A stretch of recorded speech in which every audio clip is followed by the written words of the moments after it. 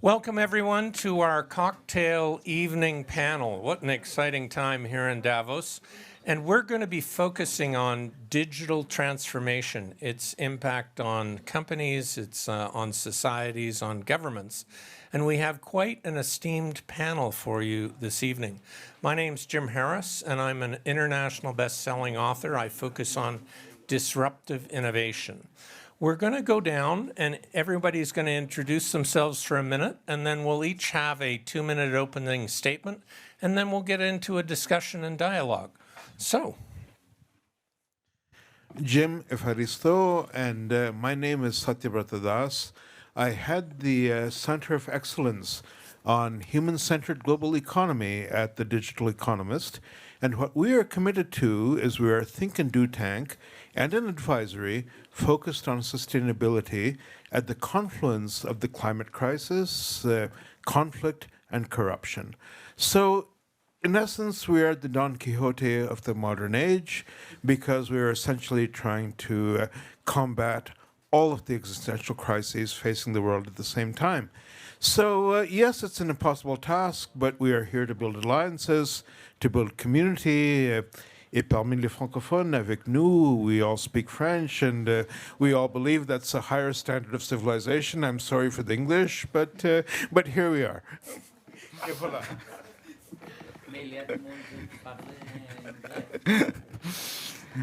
Good evening. I'm confused now which language I should use. Good evening. My name is Antoine Vitrich. I'm a partner and co-owner of PwC in Switzerland. I've lived and worked in pretty all 5 continents, and I've done business transformation for the last 25 years. I'm a biologist. I'm a biologist by education. Became an IT geek. More a finance person, and at some point now find myself being a psychologist doing transformation. So let's see. Maybe at some point I'll become a biologist again. Let's see. That's an amazing story. Thank you very much, Antoine. I'm Stephan Pouyat. I've been working for Euroclear. It's a cross-border financial ecosystem which clear 33 trillions of assets under custody. It's the largest custodian in the world, and on a daily basis, 3 trillion. So it's almost 900 trillion a year. So that's the amount of money that everybody exchange. I mean, everybody, few people exchange. But the impact of that platform is gigantic. And we decided to lead the digital transformation. It is so impactful that we do that outside of the ecosystem, the existing ecosystem. So I'm the chairman and the CEO of BlueMotion, and we can talk about that a little bit later, more about this. And for your enjoyment this evening, we have a special bonus panelist tonight, Antoine, who's a partner with PwC. I'll let him introduce himself. So I'm not a partner of PwC, but a partner. No, I'm not a partner. Oh, sorry. Antoine's the partner. We're going to do it in French? That's a different guy. Oui. Pourquoi pas? No. No, je suis Thanos. Thanos. Καλησπέρα λοιπόν. I'm Thanos. Close, but not close. Athanasios. Athanatos, exactly. Thanos, exactly. So, good evening, everybody. So I'm Thanos again. So I'm a Greek. I'm born and raised in Greece, and I realized quite early that we face the lack of the access to opportunities. So I've started my entrepreneurial path when I was, let's say, teenager, and I've seen that starting from a small city in Greece, it's not that easy to achieve things like if you're born in Silicon Valley, in San Francisco, even in Paris or in every other big tech hub.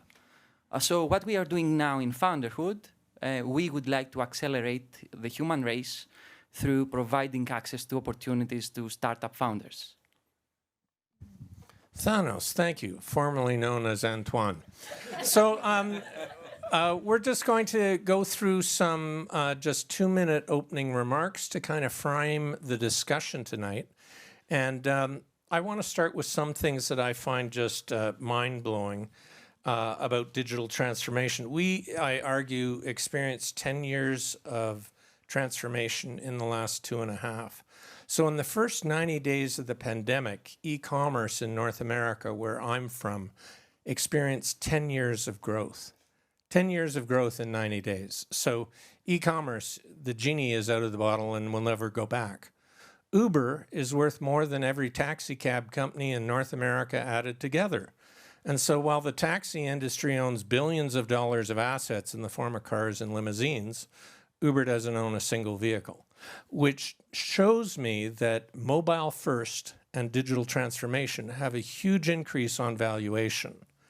And in fact, on IPO, purely mobile-centric companies have an 825% higher value on IPO than companies with no mobile presence.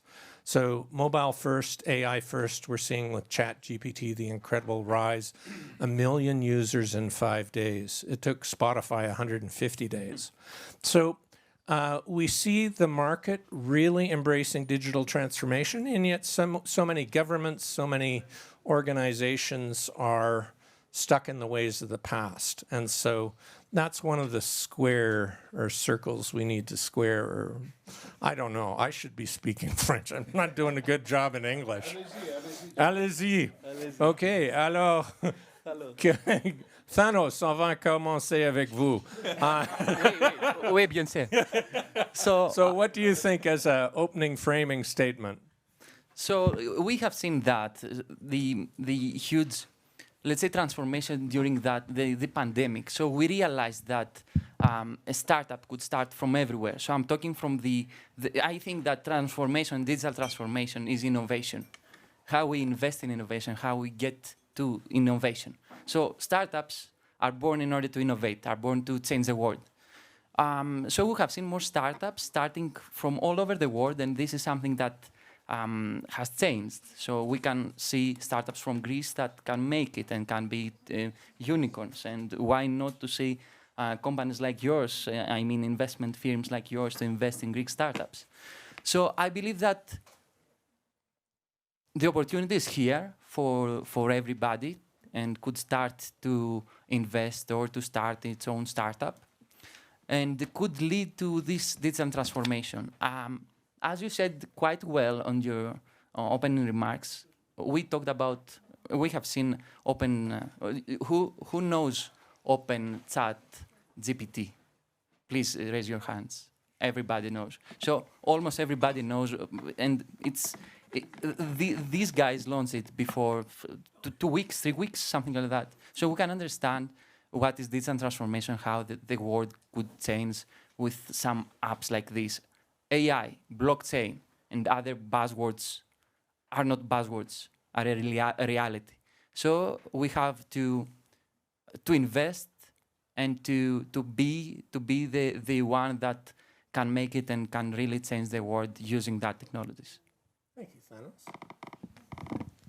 Well, I am a fan of digital transformation. By the way, Euroclear was born out of digital transformation in 1968. So, and digital transformation rebounds itself, as you said. It's a cycle, and it's an acceleration cycle. And the financial industry has been the last to actually embrace those new technology, for good reason, because you saw the hype with crypto and then the fall of crypto as well, right? We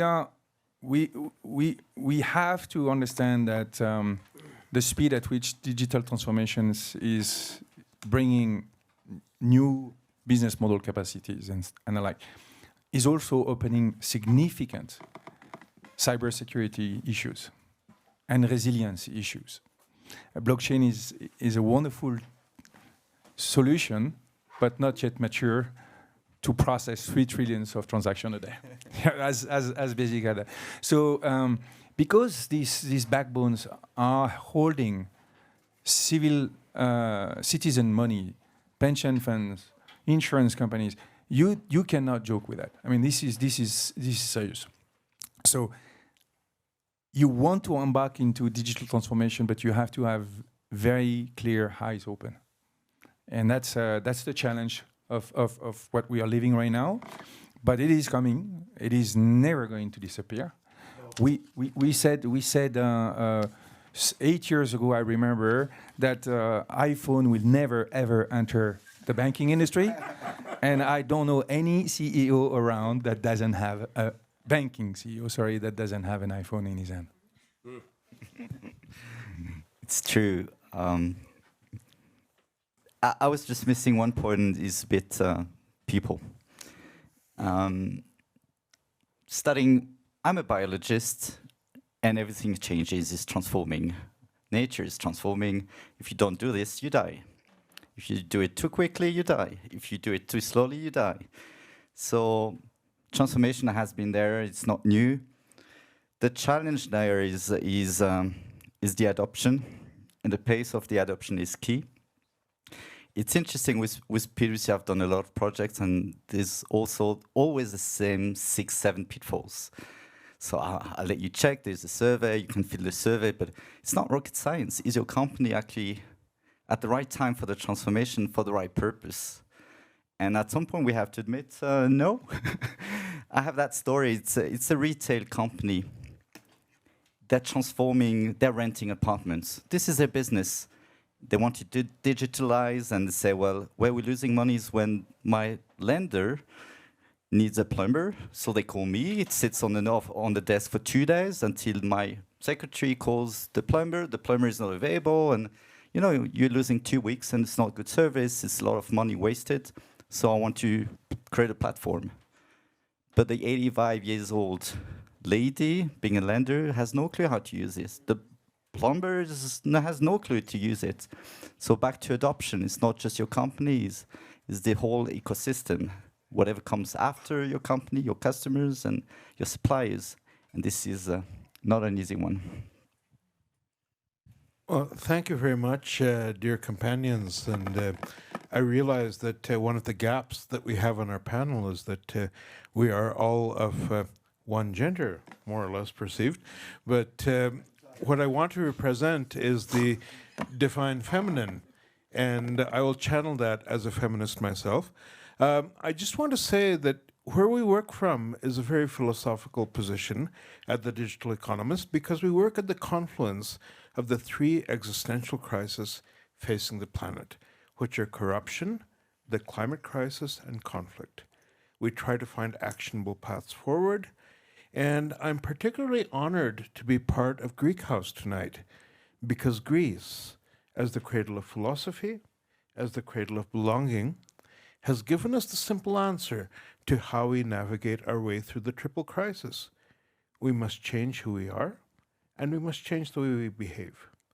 We have launched an initiative called Tech for Transparency, which wants to bring digital tools, digital solutions, and data science to accelerate the fight to recover the $50 trillion in taxes, in wealth creation that is in the hidden economy, that escapes harvesting every year, that could provide $500 billion a year to meet the UN Sustainable Development Goals, which we are fully committed to.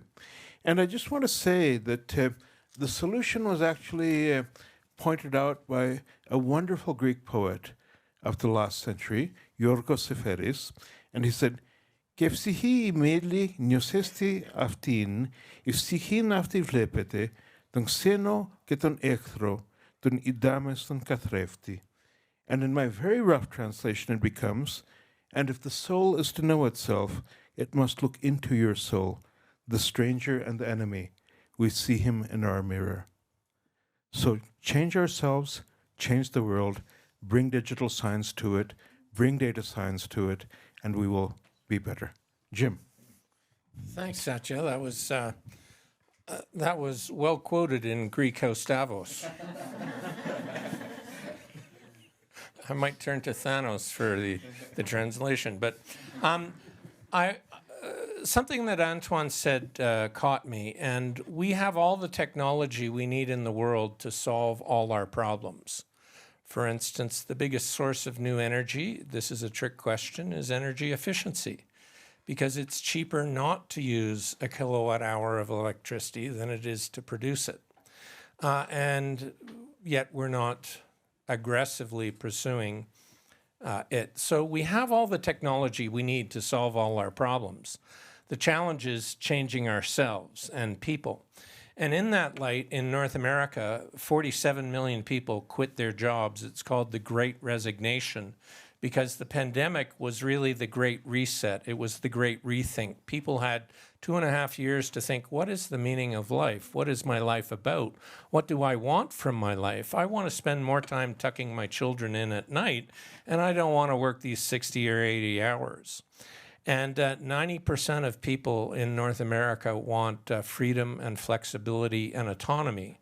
And the old way of working is command and control, baby boomer CEOs saying, you got to come into the office 9 to 5, despite people spending 5 work weeks a year in traffic jams, going to and from work or on crowded transit. So there's a disconnect between the technology that we have at our fingertips and the way we're deploying it in organizations. And that might be a question, how do we square this circle? Not that we'll have the answer tonight, but if we do, it's being recorded, so we'll know at the end of our panel. Do you want to start us off, Thanos? Oh, I have the mic. You know, that's $1 billion question. So maybe trillions could answer it better than me. So I'm going to pass microphone to Steph. That's it. That's an excellent one. Good. Very well. No, for sure, there is no clear answer. I mean, technology brings nowadays a significant stress. I've been working in conjunction with PwC, by the way, for 6 years on sustainability. And if you're honest with yourself and you look at sustainability today, the data mining is increasing CO2 that you have no idea. So to try to show that a nice young entrepreneur is green, it's costing me 150% more CO2 just to make him look green. So we have a little bit of a fundamental question to ask, which is what not only what do we want, but what do we want to do with our planet? And that conflict sidetracked with technology, how are we going, because we are the only one to do it, with 1 trillion, with 1 billion, with nothing, it doesn't matter. It's with our brain and with our passion and the definition of what we really want to do in life. So I think we are just at the beginning of that. We haven't understood fully. You know, everybody says diversification is good. You know, let's try to make easy fix, 50% women, 50. Oh, that tick off the box, and then we tick off the box.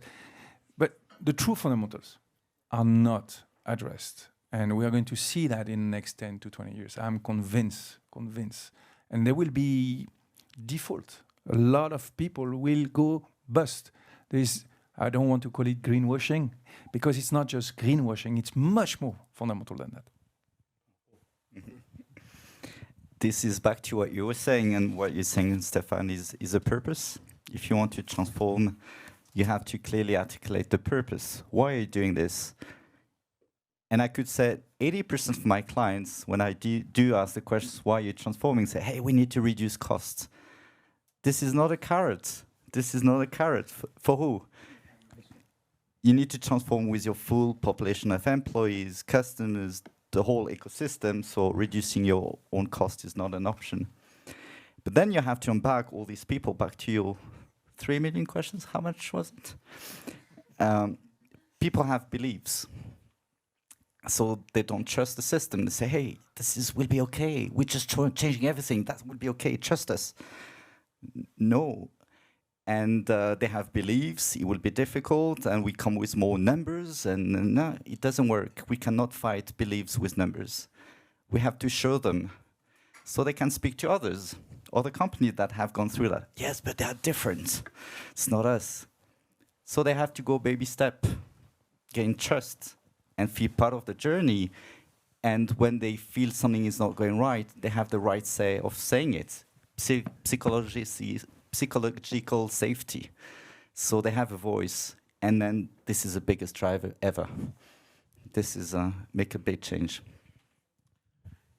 My friend, you made the most profound statement. You cannot fight beliefs with numbers. And when we look at psychology, then we actually see that the human behavior itself has to transform.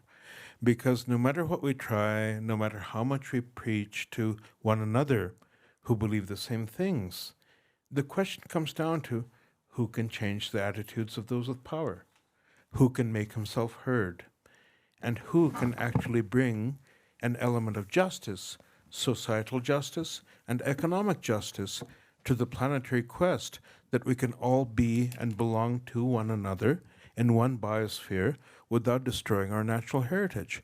And I truly believe that data science and digital solutions have a profound role to play in this. Because, in fact, if we use technology to accelerate the development to inclusive societal growth, to better human and planetary outcomes, which is our entire mission at the Digital Economist.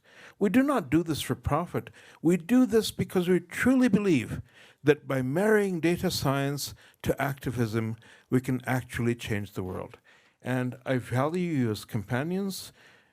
Je vous adore, comme dit compatriote français. Sorry, that means that we like each other. And, that we will pursue the same path forward together, and delighted to hand it back to our moderator for the next provocation. Maybe I could add something. Thanos, absolutely. Some euros, not more, maybe some Swiss francs, not some billions for the question. So let's take it from how an angel investor invests in a startup, and what's the most significant question? As I've said, startups trying to solve problems. And I think the most important question is the why. Why are you doing that? So we all have to, as the old companion said, we have to transform ourselves and to redefine what's our goal. We can work for nothing if we have a mission. And this mission can really transform and digital transform. So we first have to transform ourselves to get ready for another transformation, the digital transformation. Fantastic. Your comments make me think that Wikipedia has 300, I feel like Dr. Evil, 300 million hours of volunteer time invested in it because people believe in the mission that all knowledge should be free. A powerful mission is a very powerful engagement tool. And these people are working for no payments, right? They just want to meet that mission. And to Satya's point about this being an all-male panel, Greta Thunberg is one of my heroes because I don't think she's arrested. Really? Oh, that's interesting.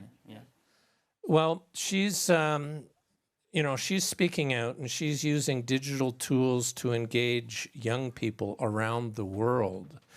And when you actually look at social media here at Davos and WEF, she's the first or second most influential person on social media, calling for cease and desist letters for CEOs of fossil fuel companies.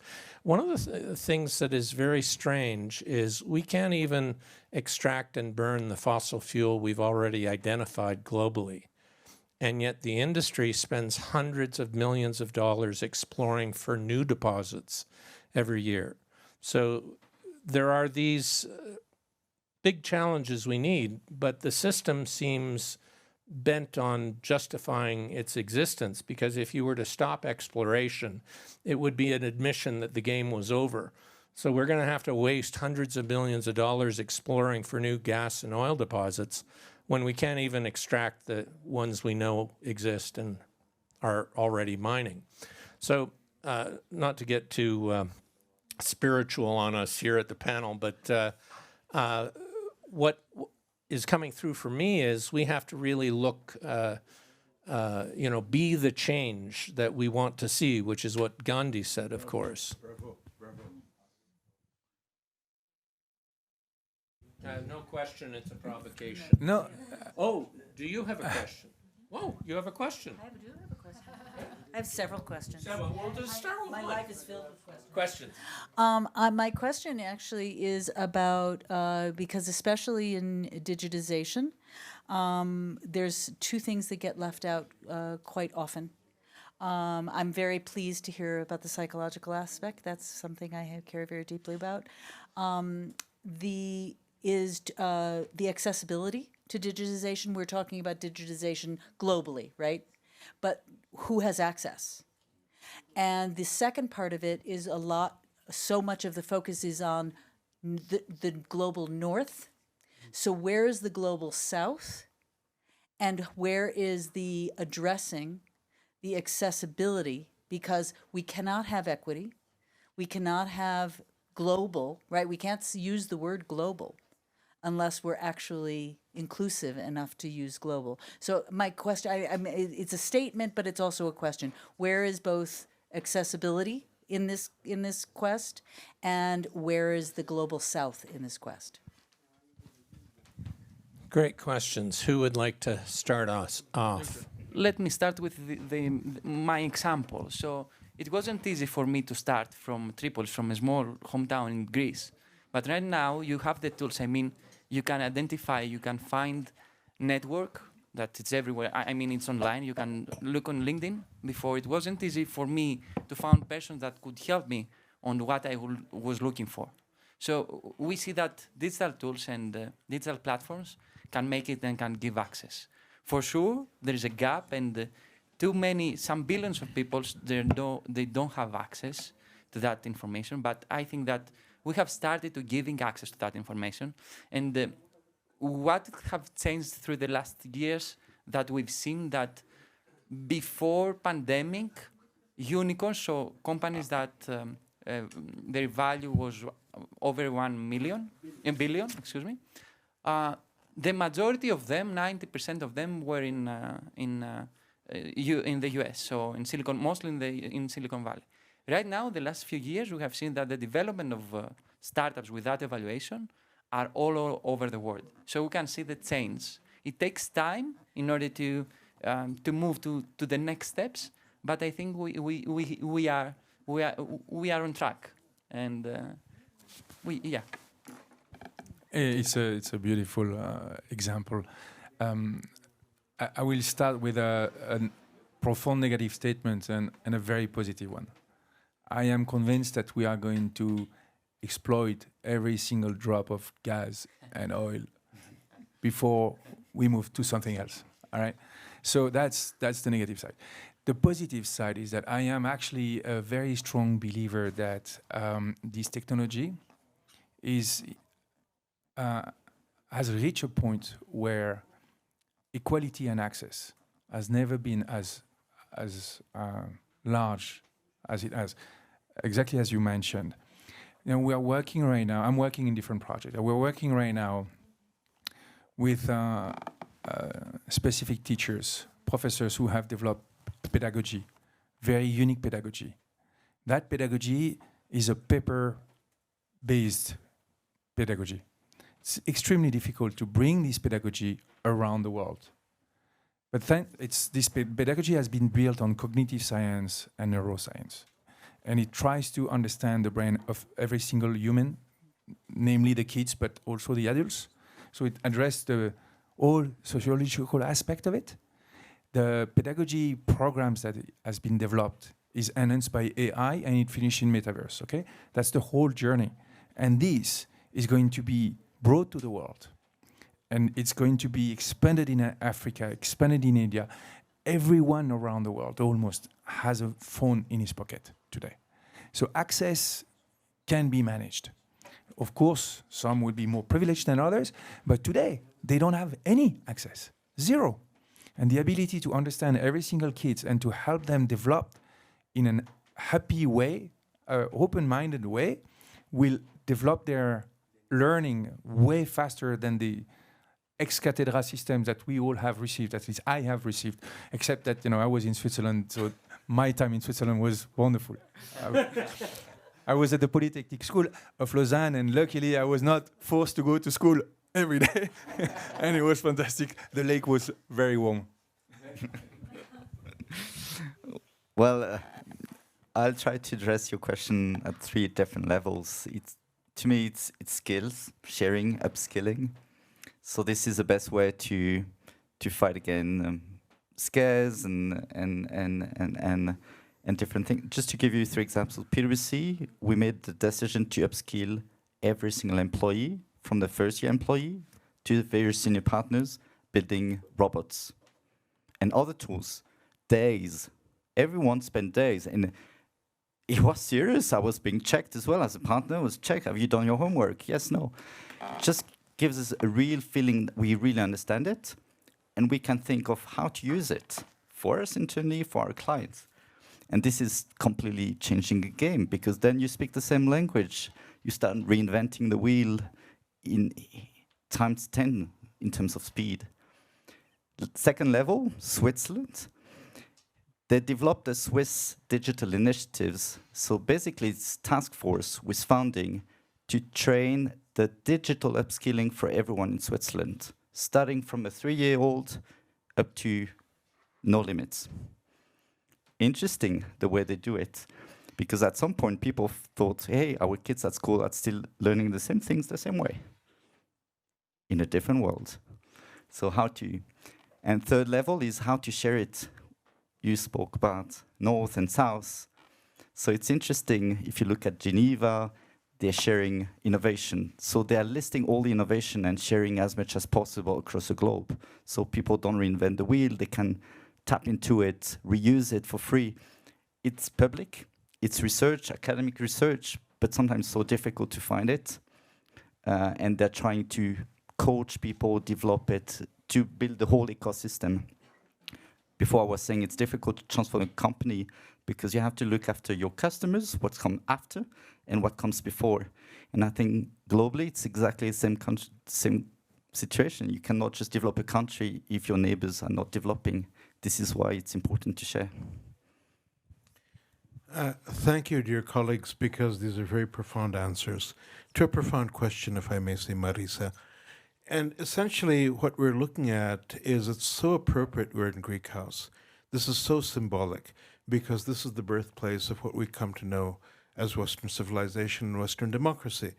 And I wish to cite, in a hybrid fashion, a Swiss philosopher, Jean-Jacques Rousseau, who, in his book Du Contrat Social, proposed a way that all humans could live together while ceding some what they considered a natural birthright, to come to a social contract that would allow being and belonging for all of us in a context of creating a more egalitarian and more balanced world. And I really believe that with digital solutions and data science, we need a nouveau contrat social. We need a new social contract that's based in the digital world, that has as its foundation the perpetuation of human dignity.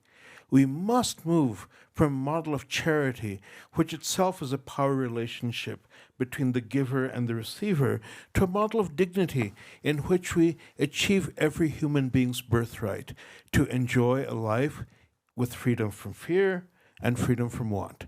And digital science can actually accelerate that process of equality and of inclusion, because when you look at the example of my native country, India, with the India Stack and the digital solution in which 1.3 billion people now have a singular digital identity, this is the greatest democratizing tool possible.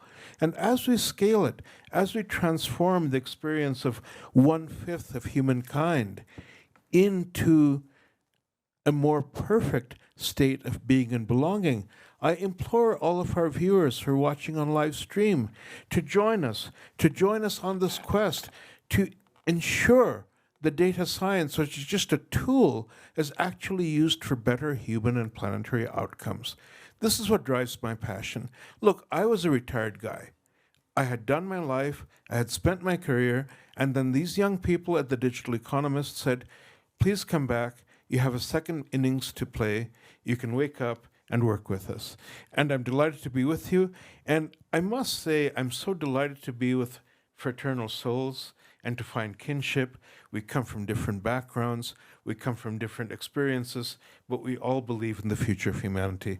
And Jim, over to you. Well, we're delighted to have you with us. One of the things, Marissa, that your question struck for me is more people surf the internet through this than through a computer. And in fact, this is a $1,000 device that has more raw computing power than IBM's mainframe that beat Garry Kasparov in chess in 1997. And that was a $100 million project. So, you know, we have these democratizing tools in our purses and hip pockets, and it's truly astounding. So the majority of the world accesses information through this, which is a very powerful democratizing force. And other forces that are democratizing, in my opinion, are things like the Grameen Bank and peer-to-peer micro-lending. We don't need big banks to solve our problems. And do you know that more energy falls on the earth from the sun in a single hour than we burn in all nations in an entire year from all sources? So 1 hour of sunlight gives us all the energy we need for a year. So all we need to do is just live within the solar stream of the sun. So this is democratizing too, because it falls pretty much everywhere unless you live at the North Pole, in which case it's very cold right now. But this brings me to a point that small is beautiful. Do you know that 60% of trips in the US are under 5 miles? 35% are under 2 miles. This is perfect for micromobility, e-scooters, electric scooters. Which is better from a carbon perspective, pushing around a 2,000 hunk of steel, burning fossil fuels, or a 28-pound e-scooter? So this has been the fastest category of transportation. Lime and Bird, we talked about unicorns earlier, were the two fastest growing companies in the US history. They went from 0 to a $1 billion valuation in under 12 months. So I'm almost reminded of Charles Dickens. We live in the best of times, we live in the worst of times.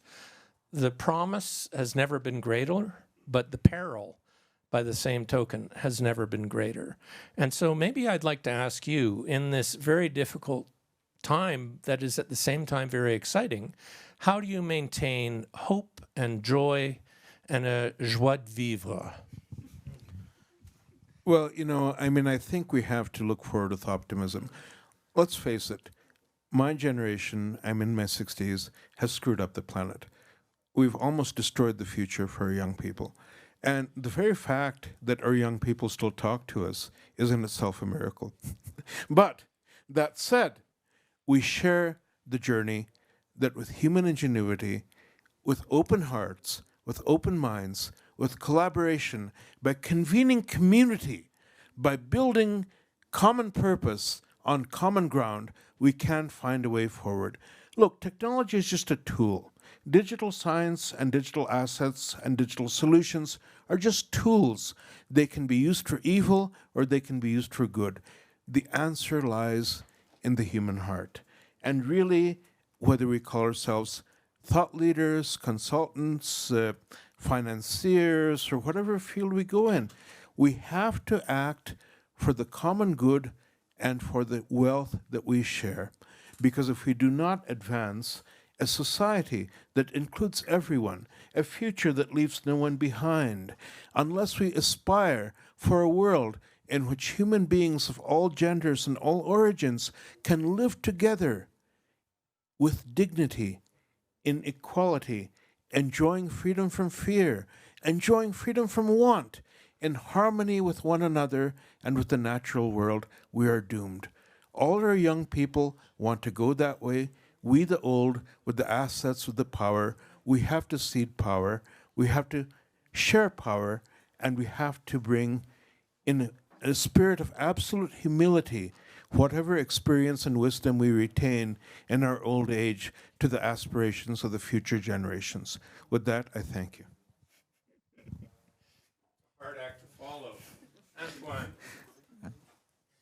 I'll try.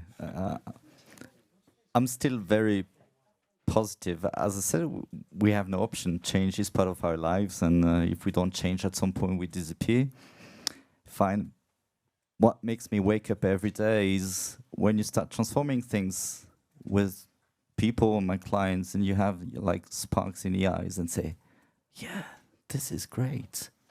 This can work. Let's go for it. And this is just magic. Transformation doesn't mean it needs to be painful. So let's just find a way to make it a good journey for everyone. So I'm positive. Well, I'll start with a challenging remark. We are going to face the major refinancing crisis we have ever experienced. We are all conscious about that. We all know it's in front of us. It's a little bit like climate catastrophes.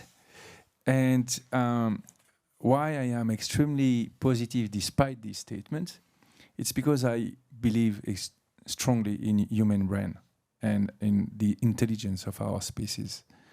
And I think that everyone who have tried, and this is a beautiful testimony we just had before, in a peaceful way to bring everybody together and to move from charity to dignity and the like, has never worked, never. But now we are in the middle of this geopolitical collapse.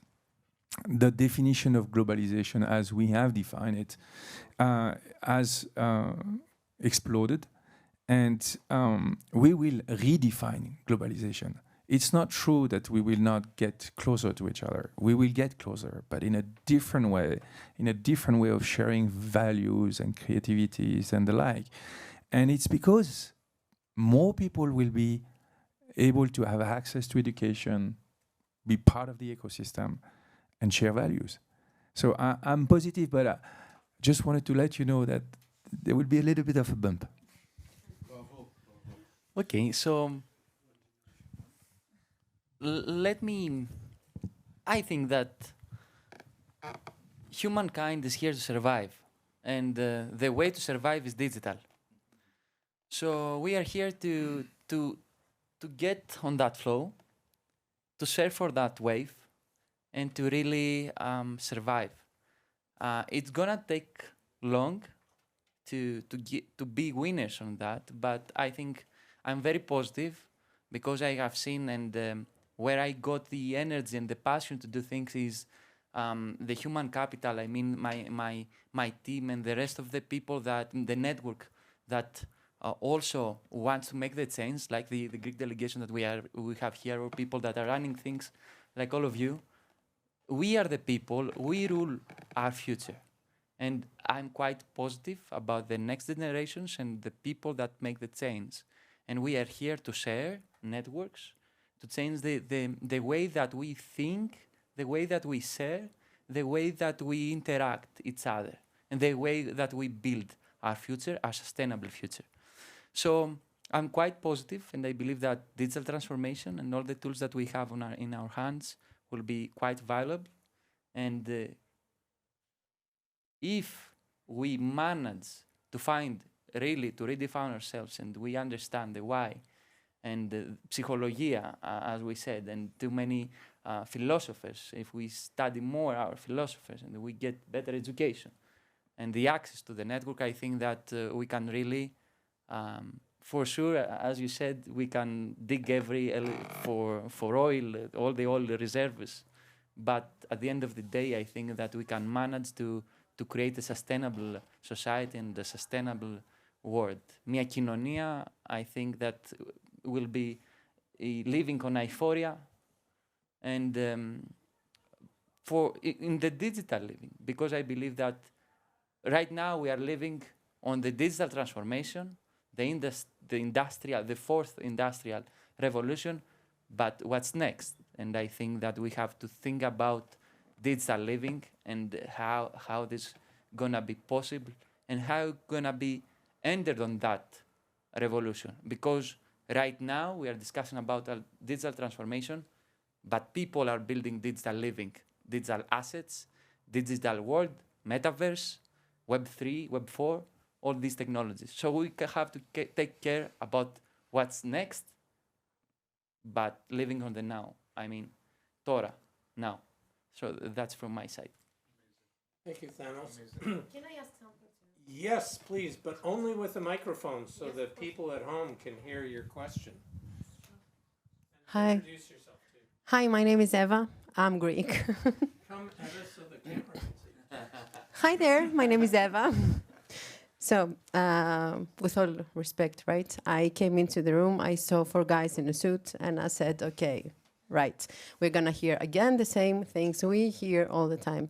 But I was very surprised, actually. You got my attention straight away. I'm a person who looks for stories. I'm a person who loves philosophy and psychology. And I believe that the base for all happiness is human psychic. So you started and everybody followed, and I really liked the input you put in this room today. And I would like to ask you, first of all, is it because you are in the Greek house that you actually get so reflected and so deep, first of all? And the second is, I love human, I'm a human and I love being human. So how do we prevent our human nature from getting addicted to technology, and how we still understand that we define technology and the technology doesn't define us as human species, and we keep being human and do all the things that humans do together with technology? That's my question. I'm just going to start for 1 second. Our young people, many of them do have an addiction to social media, for instance. And there have been studies done that if you live on social media, you're comparing yourself to others, and it leads to depression and anxiety in our young people. So this is, while I'm a big technology fan, this can be a dark side of technology for young people. So just to throw that out there. I don't know what the other panelists want to contribute. Eva, I thank you for your observation, because it's absolutely true. I mean, you are the generation that's going to save the world. I have passed from the glory of youth to what I can only call the justified shipwreck of age that awaits me. But now, when we talk about technology and about digital science and digital and data science, it is a tool for you. Whether your generation decides to make this a tool to rescue us from the catastrophe that our generation has inflicted on you is entirely up to you. We unhappily and yet gladly cede power to you. The power is yours. We have failed, and you must succeed. So let us know, even in our diminished wisdom, in our diminished cognitive capacity, if we can offer any fragments of wisdom that remain in our brain to help you on your journey. But the journey is yours, madame, and we give it to you completely. So back to your first question, of course, is because we're in the Greek house in Davos, so double effect. Sometimes I'm not sure about your questions. Is that really for the good? And will actually mankind be able to judge? Sometimes yes, because if you look at cruise companies offering like no connectivity at all on the ships, and they double the price, and this has become a service, how to disconnect, and you pay a prime for being disconnected. That tells me actually there's a bit of a balance. People play with it, and at some point they want to play down. But sometimes I'm a bit worried as well. Who is driving what? Making money out of digitalization. What is the purpose? It's back to the very first question we addressed this morning. What is the purpose? Let's see. Yeah, thank you. I think honestly, it's the beer. That We're here for the beer. no, it created this connectivity connections between our brains, and that's why we all know. No, more fundamentally, I think that this panel, I didn't know any of my dear colleagues here, but you could sense a sense of humanity. So I think the crisis, climate crisis, ESG consumptions of data, CPU, and all of that.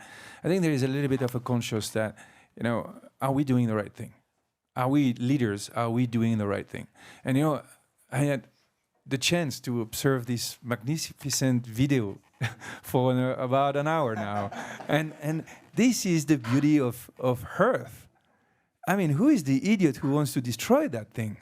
So self-consciousness, purpose, passion, and humanitarian will save ourselves. But it's going to be a bit of a bump. But we are not going to let technology drive us. I am convinced.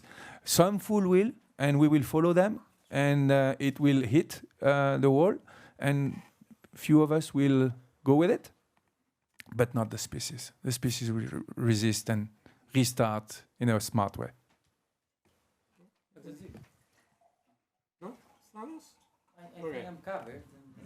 Okay, so I want to tell a little story. For me, you might have seen The Wizard of Oz, and Dorothy goes looking for the mighty and powerful wizard to help her with her problem of getting back home.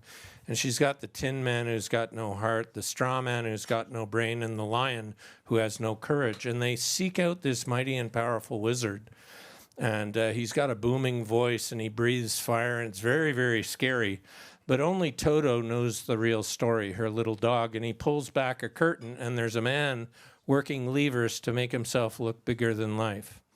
And what does he do? He takes the faith they have in him and reinvests it in them. So for the Tin Man, he gives them a ticking watch to mimic a heart. For the Straw Man, he gives them a piece of paper saying he graduated summa cum laude to make him feel good about himself and his brains. Who am I missing here? The Lion, he gives him a badge of honor, okay? But he can't help Dorothy at all. And she has to realize she's had the power all along. And I don't think we need to ask anybody for power. We have it all along. We just haven't realized how powerful we are.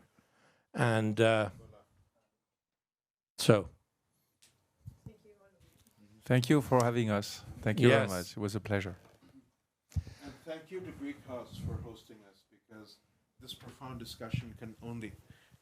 I just want to say thank you to Greek House for hosting us, because a discussion this profound, after only one or two drinks, can only occur in the cradle of civilization. Thank you so much. Thank you.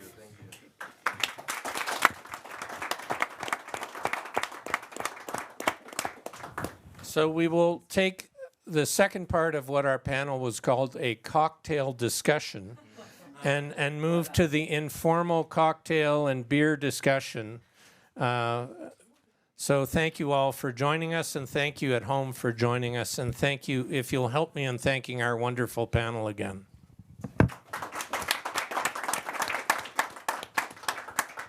Thank you for moderating this one. Oh, thank you.